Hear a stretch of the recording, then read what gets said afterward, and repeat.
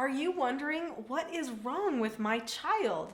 Well, the answer to that question lies in recognizing not so known parenting problems.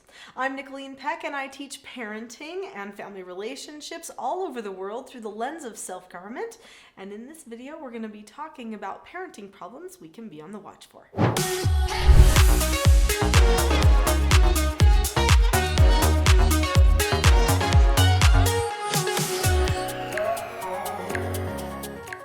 In this video, I'm going to share a little bit of my history with working with children with some pretty unusual problems and what I learned about me that made a big difference for them. I have 4 children of my own, and they're all adults now. In fact, I'm a grandma. That's how old I am. But years ago, when my children were just little tiny babies, I took in treatment foster children. These troubled teens were all between the ages of 12 and 18, and they were considered to be some of the most severe that our state had to offer. These children had a myriad of different things in their files, things that you might recognize like ADHD, ADD, OCD, ODD, RAD, FAS, kleptomania, PANS, all these different kinds of things that they were dealing with, compulsive lying, bipolar, anger control issues. So there were a lot of things that were happening there, but do you know what? All of their behaviors weren't necessarily on them. What I recognized after just a little while was the way that I responded to their negative behaviors actually had a pretty big impact. Also, some of the behavior that their parents displayed actually fed some of the behavior the children had. The parents didn't know that, so then it was up to me to try to gently teach the parents what they might not be recognizing about their child's behavior. Now, I'm prefacing all of this with nobody's judging you, and I don't really know exactly what's going on in your home. In fact, the scenarios could be varied far and wide. I know that each home, each person, each family dynamic is uniquely different. But what I'm hoping to do with this video is to just open your eyes to see what is not seen in some situations, so that hopefully with whatever you're dealing with, you'll be able to also potentially notice what you might not be currently seeing. So let's talk about my friend Taylor. My friend Taylor had a problem with lying. So Taylor liked to lie, but not to everyone, only to his mom. Why would Taylor only lie to his mom? His mother would get so frustrated with his lying. In fact, she threatened him about his lying again and again. His mother was very aggressive. But actually, that's the thing that led to Taylor's lying.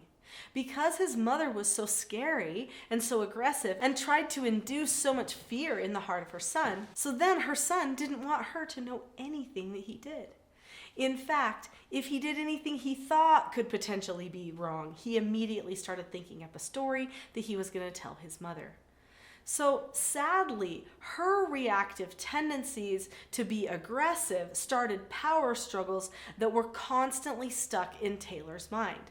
And so Taylor, consequently, developed a nasty habit of lying to his mother, which in the end got him in more trouble, and his mom didn't see how she was causing the problem. One of the youth that came to my home was a 13-year-old girl, and she was very rebellious. I'm talking everything that you say, let's do this, she would say, let's not. If I would say, the sky is up, she would try to convince me that the sky was down. She definitely had oppositional defiance, but it didn't help that her connection with her parents was very poor. In fact, the parents had pretty much cast her off. And when a person has not established a good connection with their parents, what often results is a child who ends up trying to oppose everything that their parent says. Some people will say, my child is just oppositional to me, but not to everyone else. This is a very common thing to have happen. And what the parents don't recognize is that child is lots of times just trying to get their attention.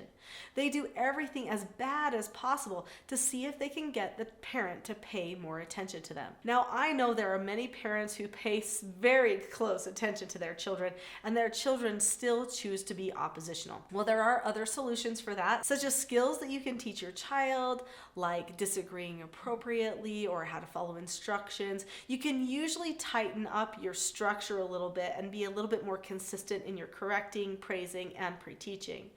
But if you have a child who's oppositional just to you, and you know you're a pretty busy parent, you probably need to consider, am I spending enough time with my child? Because there could be the case that the child is just seeking for your attention. And if they can't get your positive attention or get you to notice them doing something good, then maybe they're just trying to get you to notice them doing something bad. I've got some more not so known parenting problems to bring to your attention, but before I do that, click that subscribe button. You're not going to want to miss all the videos that come out on this channel that could create a big change in your life and in your family. What do we do with a child that makes threats? So this is a common behavior that we can see with children, especially children who have a tendency to be a little bit more aggressive. I've noticed that oftentimes children who make threats, especially if they're well thought out threats, are oftentimes very smart people, maybe even more strategic type people.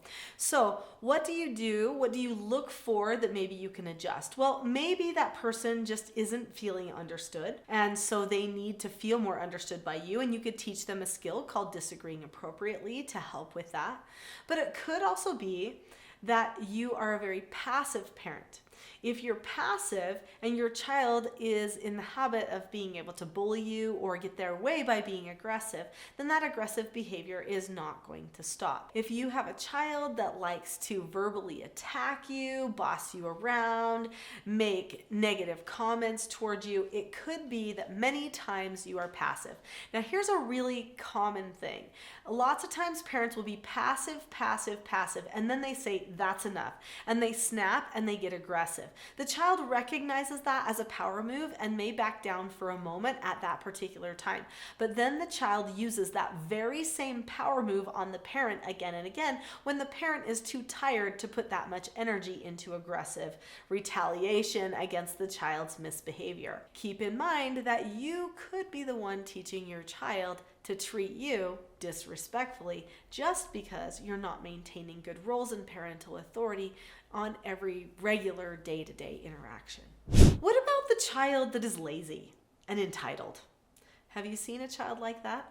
They are more common nowadays than the aggressive child. In fact, there are many parents wondering, is my child going to launch? Is my child going to make something of themselves? Are they going to take responsibility for themselves? What the parents might not recognize is that the child has experienced years and years of coddling or doting. And the parent was so attentive to every need of the child that the child decided they weren't going to take care of any of their own needs themselves. In fact, why should they? If they have someone else who will take care of every need or desire for them. Now, this isn't to say that every lazy person or every lazy child has had that ultra doting or coddling parent, but it is very common. So be sure to look at that as a possible catalyst for that laziness problem.